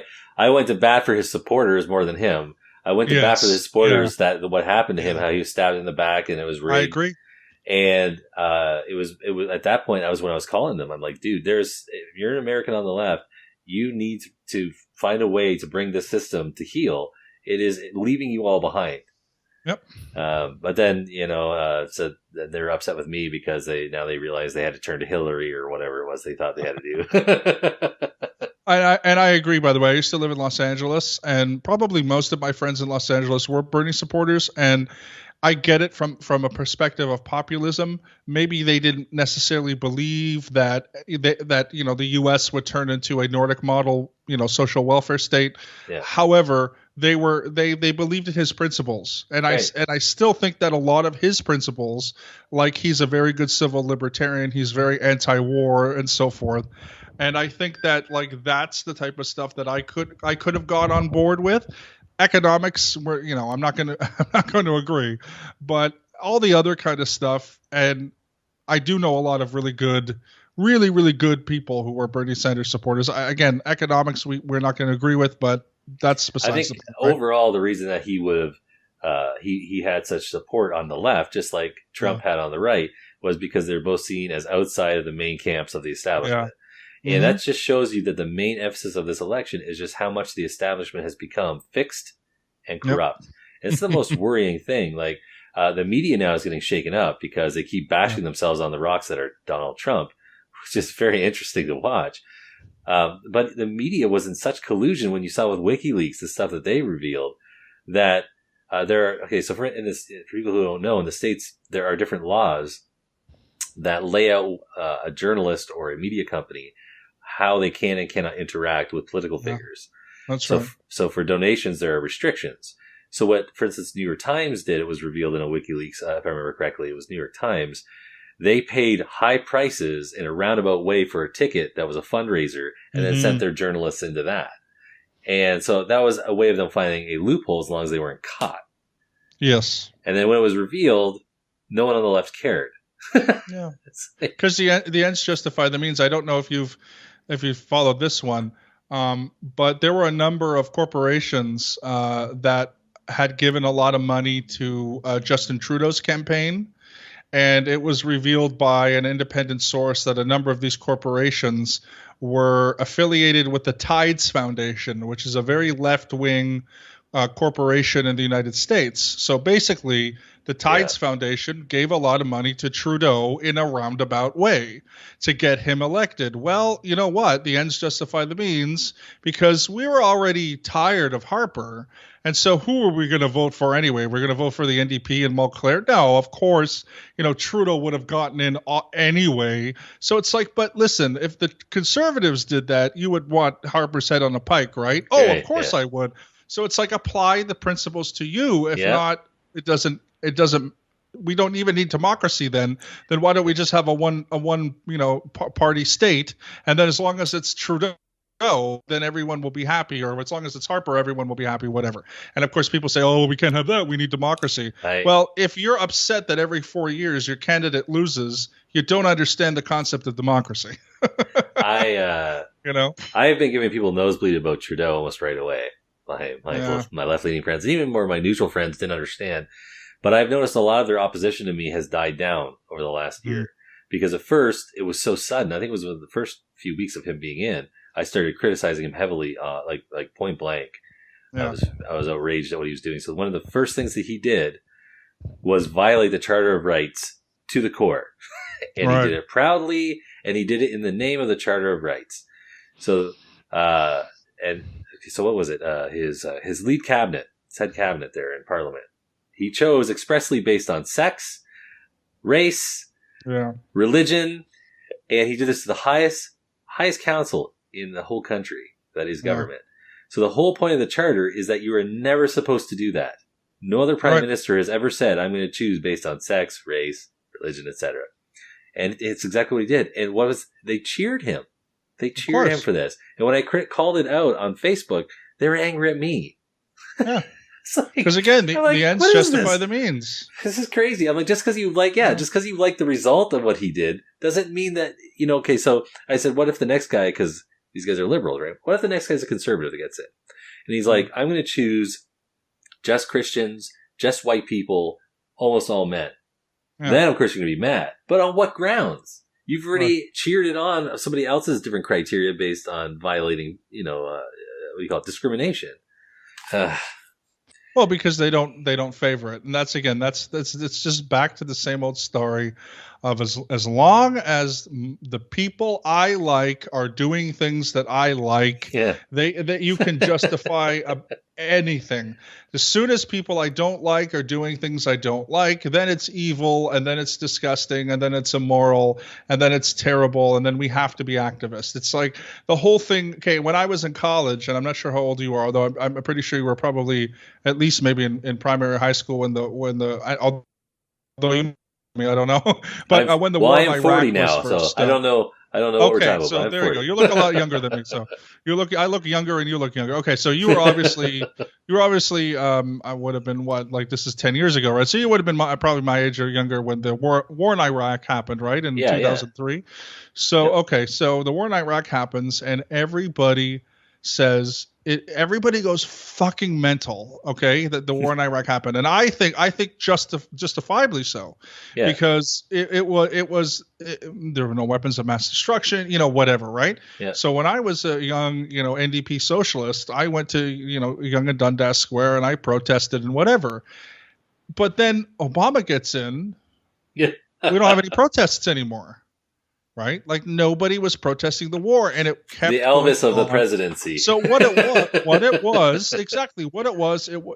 I will say, as someone who was on the left at that time, it was anti-Bush. The war was just a part of it, and it's good to be against wars like that. And I agree, but it really wasn't anti-war. They were anti-Bush protests. Yep. And again, that in of itself is okay. So long as you're honest, so long as you say, I hate Bush, I've never met the guy, I think he's an idiot, Jon Stewart doesn't like him, Bill Maher doesn't like him, so we all have to go to these protests. But be honest, because it wasn't about the war. Because when Obama was the head of the country and he was droning people, he was violating the Fourth Amendment doing so. He was children were being killed. Lots of children, by the way, have been inadvertently killed by drone attacks. Yeah. So it's where were the protests for that? And by the way, more children were killed by drone attacks under Obama than they were under Bush. So Bibalist perspective. If someone I like does something I like, everything is out the window. If someone I don't like does something I don't like, then it's the worst thing in the world, and I have to get emotional, and I have to be, against it. And that's something that's also never going to change. Hopefully in the future, people can look within a little more and say, okay, I did this in this situation, but I didn't do that other thing in that situation. And maybe they can have some reflection. And that's the only thing you can hope for on an individual level, that people will wake up a little bit. But I think there's a scene that I call people's attention. A lot of people haven't watched the movie Nixon by, I think, Oliver Stone. It's like a 3-hour movie. It's really long, but I remember I sat through it when it came out, which is telling you that it's not the most exciting show if I express this. Sat through it. But there's a number of poignant things in it, and one of them is now this is Nixon is in the White House as president, and things are getting really crappy for him. And so he's in just at nighttime. He looks at that picture of JFK where he's looking down, and it's a painting of him just like a shadow over his face. Yeah. Mm-hmm. It's a beautiful picture, actually. And he looks at it and he goes, "When they look at you, they see what they want to be. And when they look at me, they see what they are." Yeah. And I'm like, that is exactly what's going on, I think, right now with Trump versus Obama, the guy before him. With Obama, he was walking on water, and everyone was holding sparklers in their hands, and he was dropping 100,000 bombs on these 7 countries. Trump gets in, he decides, I'm not going to drop bombs on them the same like this guy was. I'm just going to put restrictions on travel. And everyone's like, you're the evil one. It's like, you're the Nazi. Should we be dropping those more bombs on these people? Like, just get some perspective. I don't know. That's the thing with people in large crowds. Well, it's like people in large crowds. What do they want? They don't know, but they know that they're in a large crowd. So what do we want? We don't know. Why are you here? Because we're in a large crowd. Why wouldn't we be here? We're all chanting. That's why. Yeah. What do we want? Stuff. When do we want it? I don't know. Maybe next week. Like, that's just people. Again, that's just people too. That's another thing. Like, okay, so my parents, baby boomer generation, right? Born in the mid late 40s, came to age during the 60s, and they had a tremendous sense of disillusionment because the hippie stuff only happened literally for 3 years, if you can believe that. It was from 1967 to like 1970 maybe, but by 1971 all that hippie stuff was over, and Vietnam wasn't over till 75. So people were still being drafted and killed in Vietnam in the early 70s. Particularly, I think up to around 73 there was still active combat, and then the last 2 years was the evacuation, and then 75 they were all gone, right? Americans, were gone from Vietnam. Yeah. But if you look at that kind of generation, it's the same thing. They all got together for these purposes, and then like 2 years later, people were like, "Dude, I got a job," And then by the 80s, they were all wearing suits, and they were all on Wall Street. So they weren't living the hippie lifestyle anymore. Like, my dad was a businessman. My mom was a school teacher. Like, this is what happens. Like, and it's almost very similar to what it's just like when I was doing all these protests in the early 2000s. Like, you think of yourself as being sort of the new protesting class. But the problem was, like, I don't like hippies, but they had something to complain about because they also had the civil rights issues. Yeah. Like, what are we protesting? That look at all these college campuses are protesting people because they don't like what they say. Like, dude, like, hippies, I don't like them, but like, they died in protests because the Vietnam War was going on, and there was like friendly fire incidences and massacres, and they were actually standing up for causes that meant something, even though they ruined it in many ways. The hippies have ruined our generation, yours and mine. But needless to say, at least they had something where it's like, and they fought for free speech. We got nothing. Yeah, we have nothing anymore. We're fighting because we don't like what someone says, and so we're going to go around and firebomb buildings. And it's like, and then we're going to call ourselves anti-fascists, and we're going to act like fascists. Like, come on. I consider it a lost generation. I've actually had discussions where I bring this back to we were just talking about narratives. we no longer, religion used to have a lot of functions in our society. Yeah. And it has diminished, even for people who still consider themselves religious, very much diminished. And now where it used to be that adults would mold their children and they would pass the torch to the child, and the child would feel they're a part of something. And then when they got older, hopefully a well-raised child would develop their own way of thinking and challenge things. Yeah. And of course, there's always some degree of rebellion within there. Now it seems like parents are just like, well, I don't want to say anything that might influence this child. They're their own person. It's like, but that's not how biology works. That child is looking for some guidance here. They want to be a part of something. And that's it, because we don't have a lot of that. Like, there is a great statistic, of course, that in the 1950s and 60s, children spent more time with children. Yeah. So we spend more time with adults. And the problem with that is there is a trust factor. Now, I don't love, and I used to be a fan of his, of Michael Moore and his documentaries. Because I was on the left. Of course I was, right? I used to like him, yeah. But there is a very important point, even though Bowling for Columbine is mostly a lie, and I can get into that why. Also, Roger and Me is a lie, because he did interview Roger Smith, who was the CEO of GM, and that's a whole thing. Yeah. But there was an interesting thing that he does say, and which is true because it is supported by facts. So it doesn't matter that Michael Moore's saying it, the Pope could say it would still be true. Yep. But yes, it is true. Children spend more time with adults, and they are more fearful of strangers, especially other children, than they were in the 50s and the 60s. Now, the 50s and the 60s were a terrible place. They weren't as idyllic as "Let's Make America Great Again" and that crap. The 50s weren't like that. They were great if you were like myself and you were, a cisgendered, heterosexual man. Sure, life would have been freaking amazing.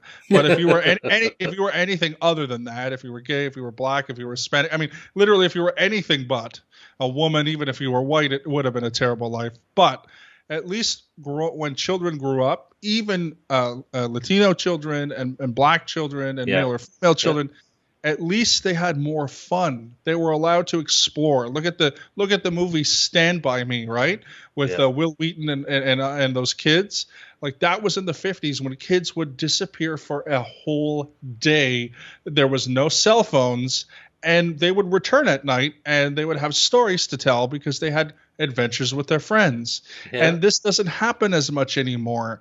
And it's really a shame, because I remember this during the 80s. There was the whole crisis of you're going to get kidnapped. And we actually did have stranger danger. Don't, and it's like, and we did have in my neighborhood, we actually did have one attempted kidnapping, but that happened. That was once. The girl got away. They reported the vehicle. She was very smart. She was like an 8-year-old kid, but she wrote down the license plate. They went to the guy's house. They arrested him. He was in jail. So one incident that was resolved, right? That was resolved by a kid who was very bright and knew what to do, was overshadowed by this paranoia and this fear. And I remember what Halloweens, I'm sure you remember what Halloweens were like, where there's going to be a razor blade in your candy. But do you remember? I remember the old Halloweens in the 80s and the 90s where the whole street would be filled with kids. Yeah. And now you can drive around on Halloween and there's like even Halloween has been, cursed in a sense. Like, you have to be in a cul-de-sac to really and know all your neighbors for people to really celebrate. Everyone's too busy at home taking their antidepressant medication, and that's what I've said too. Why is it when we're in a skeptic or atheist case, we're atheists, and we're in this conference, for instance, where I was. I'll bet you we could go around, and if we did this every 5 years, we would find more people every year on antidepressants and this type of medication. Well, why is that? Isn't getting rid of religion supposed to help improve your life? But I think it's like that for everyone, because what you're talking about is a breakdown of being able to enjoy yourself as a child. Then you get older, you'll pass that on to your children, and it gets worse each generation, where we're retreating away from any sense of goodwill and trust towards each other.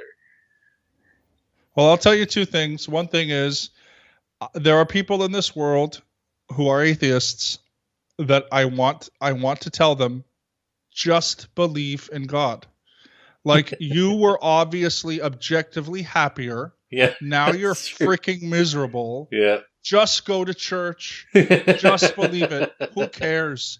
Like, just do it, because these are a lot of people who suffer from incredible mental health, stuff, and they're not getting treated, and they're just getting angrier and angrier. And unfortunately, the atheism is making them angry and more depressed. And I just want to say, look, be a Buddhist. You don't have to believe in God and be a Buddhist, but like, just be a Buddhist. Like, I would rather see you happy and a Buddhist than be miserable and like a hardcore, atheist. Like, and for some people, by the way, that could be the case, that they could actually be happier. I can't say atheism or humanism makes people happier. You can't make that claim, because religion makes people freaking happy.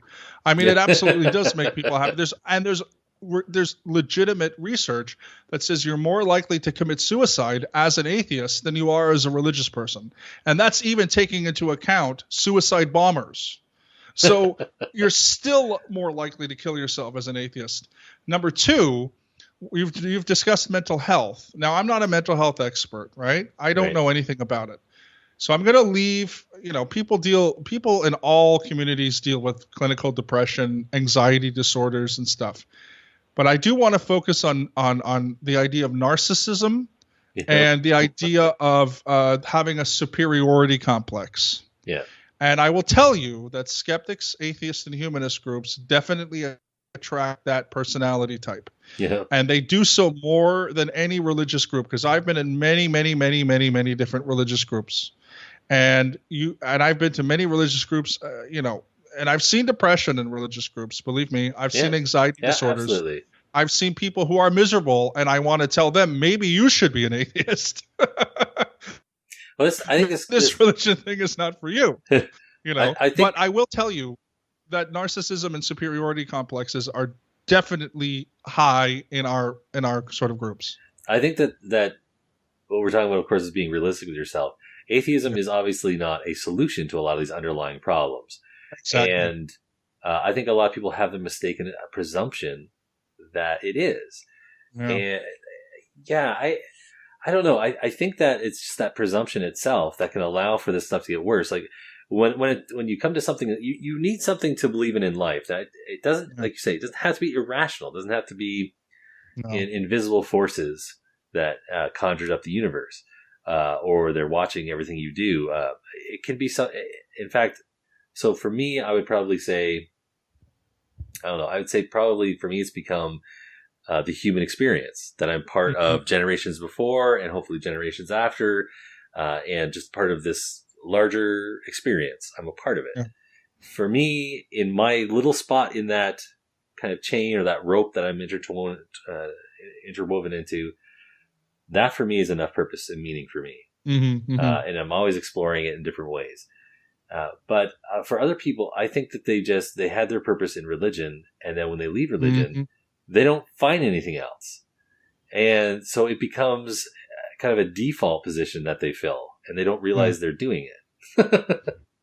And again, it's tough for people. Again, when I first left the last organization that I was with in 2011, you go through that period of where you're just like, holy crap, like I feel miserable. Like, I literally feel awful. But then, one of the groups that I organize is a sort of a support group, a peer-based support group for people who have left religion, who want to help people who are sort of transitioning away from religion, which is something that CFI has done, for a while. And we're transitioning to get the group some new space, and we want to really revamp this group because it's important for people. And again, during this last couple years that I've come back, I was in university in Australia in 2005. So since early 2016 till now, so a year and a half, I've seen a lot of people coming from, which is good, which gives me hope. I've had more people come are from like ex-Muslims coming from somewhat authoritarian, Middle Eastern countries who have come to these groups and who are like, I was born and raised a Muslim. Islam was a part of my life, and hearing them kind of experience what they're kind of going through in a very authoritarian country where being something other than Muslim is, essentially a crime. And, that's a very different experience than growing up a member of the United Church and just like one day just not going to church anymore and then saying, well, I don't believe and I'm going to, move on to something else. Now, they both can cause damage and they both can cause a lot of mental health issues. So I don't want to, it's almost like comparing apples and oranges. But I do find that there's at least some hope there. Because if you come to a country like Canada, of course, you don't have to be Muslim and you have the protection of the police. You don't have that in a lot of other countries. For now. Well, yeah, exactly. For now, until M103 becomes a law, and then we're all screwed. And then they'll beat you. They'll beat you if you leave your faith. But exactly. But at least, so from what I'm saying, like from that perspective of like seeing people who have kind of left and the first emotion, though, I will tell you, whenever you leave a group or a political, thing, whatever, the first emotion is anger. You feel anger to yourself. That's a natural process of human psychology because you feel betrayed, you feel hurt, and you think to yourself, how could I be so stupid? Why didn't I see this before? That feeling it can take a long time to get over. But it eventually you will get over and you will move on to the next stages. But again, you're absolutely correct because if atheism is and humanism is supposed to be, a better alternative for happiness, we've got to conclude that there are just some people that's not the case for. Right. And I have to as someone who's been around this for a very long time, I have to look at it objectively and say for some people, yes, for other people, no. Maybe some people need to go to a group like Oasis. I don't know if you've heard of Oasis. They're kind of like a church essentially, but they don't have God, like the Sunday assembly. Assembly, right? They have kind of the ceremony or pomp of it, but they don't have the actual belief system. Exactly. So so they're kind of like that. Or some people go to Unitarian churches or something like this, where you have the sense of community, you have everything that a church would have, but you don't have the theology. And in fact, those organizations are doing fairly well in major cities, especially amongst like ex-Mormons and ex-evangelicals. And it's not by accident. It's because as you said, you grow up a certain way, you have a certain expectation. You like going to a certain building every Sunday. You like sitting and listening to music or singing or listening to a what would be a sermon, but probably more of a lecture. But you've put those theistic beliefs behind you, your God beliefs behind you, your dogmas behind you, and now you just want to sit and relax and learn about something social issue or whatever. Yeah. And those are growing. So there is a book, and I also don't know or if the name of the author, but it's actually called Religion for Atheists. It's a book that basically the argument is atheism should adapt sort of some religious kind of things like Sunday services and even artwork and things like this to sort of have a religious veneer, because it's actually better for us as social beings than to have nothing. And than to have nothing at all and then maybe go to a meetup group every once in a while but not really have friends. Whereas in these groups like the Sunday Assembly and Oasis, it is such a strong community. So that's where I see a lot of the future of these secular groups is trying to establish more of the community aspect. And through that, being social beings, people will probably feel happier in their lives as well. So it's a good solution. Yeah. Yeah, and I think a lot of times people misconstrue it automatically as trying to be religious as atheists. And particularly a lot of Christians I've heard misconstrued that way. Right. Oh, you're going to be just as religious as us, are you? Well. That's like, what? Yeah. But no, I think that's a good thing. Like people are still interested in community. There's no reason why they shouldn't. If they're not finding it with just one kind of group, there's also different groups. But yeah, the whole God thing, or at least even if people do want to believe in some theistic belief, they might not want it to be so dogmatic that it's being enforced by by the group. They rather just have more of a nonconformist, free thinking type of spiritual community setting, or something. Something where they can.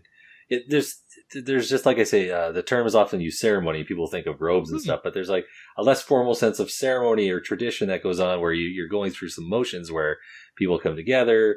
Maybe someone's talking, or a few people are. I know even Robert M. Price, who has been an atheist for many years, when he was on the show, and it's probably still the case, he says that from time to time he likes to go to church, and not because he believes in God, but because he loves the singing, and he loves. There's just certain feelings that happen in a church that he enjoys those processes, and I think that there are other ways to deal with it too. Like if you have a good D&D group you go to every week, I know I used to do that for years, right? Maybe that's enough. Maybe that's enough for you, right? Maybe that's your kind of what Christians would call your fellowship, right? Groups like that, board game groups are getting really popular also in major cities because it's the same thing. Like board games, it's fun, it's a little fantasy, but people get together at either a dedicated, we have a lot in Toronto, like dedicated board game cafes or whatever, and people do that because they're meeting new people, they're having fun, it's very light, there's very light commitment, and it's all entertainment. You're learning about new people. Like that stuff is just that's becoming more popular than the traditional stuffy church likes, which a lot of people are now, especially younger people, don't think is very cool, and they don't like the word religion, which I understand, and it's not hip, it's not a cool thing, it's not something that people take to. So go to a board game night every once a week and meet some cool people and talk and make friends. So that's again back to the whole social animal thing that people are. It's just we're finding different ways to express because we're sort of getting out of that traditional religion. And even in Canada, by the way, lots of religions are losing memberships dramatically, like the United Church. United Church has lost, I think, more than a quarter of their population since 2000. So ironically enough, it's actually the more liberal churches that are losing the membership quickest. And that's that can be a problem, but Okay. Well, listen, I've had you for about 2 hours, Mark. Yeah. This is I hope people listen to this. It's been a really interesting conversation. I hope it gives them an idea just from this short couple of hours, all the interesting conversation that they might be missing out on by the fact that people aren't showing up because they don't feel like they're wanted there. I wish that in the future there would be enough people that would justify and I don't want this to happen, but I feel that this could happen, to justify sort of a non-SJW type secular group for like the libertarian, classical liberal, moderate liberal, conservative type people. I don't want that to happen where we have to exclude ourselves from the far left and that idea, because of course it would be best if we could all just be in one community.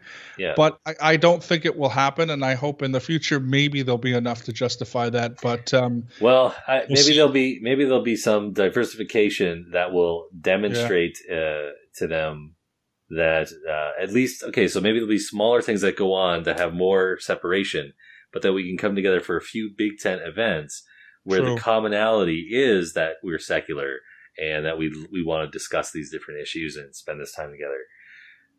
That's a possibility. I hope so. That's much better than segmenting into sort of sectarian groups like factions. That doesn't usually work, especially if they're all ideological based, and then you're back in the echo chambers. So Great. Well, listen, like I said, it was great meeting you. Now, I don't know a lot about your work. Is there anything you want to say about where people can find stuff that you're working on, or I like to do like movie and TV reviews, and we started a channel with a friend of mine, Gordon, in the summer. We've put our project on hold until September. So if you want to follow me on Twitter, It's at Mark Tordai, MarkTordai. I would really appreciate more Twitter followers. You can also follow me on Instagram under the same handle. And in September, a friend and I are going to be starting sort of a film and TV and video game pop culture related podcasted reviews, which we're going to put on YouTube. So I really hope that if you like that kind of stuff, to come on over and watch our material and our content. So thank you also for, having me and letting me promote that as well. Yeah, I'll put, when we're done, just send me on text, just send me all the links and I'll make sure they're in the show notes as well. So people can go to our website and find all your links there. Perfect. Thank you. All right. Thanks for being on. You got a gun, Paletti? Or will you use mine?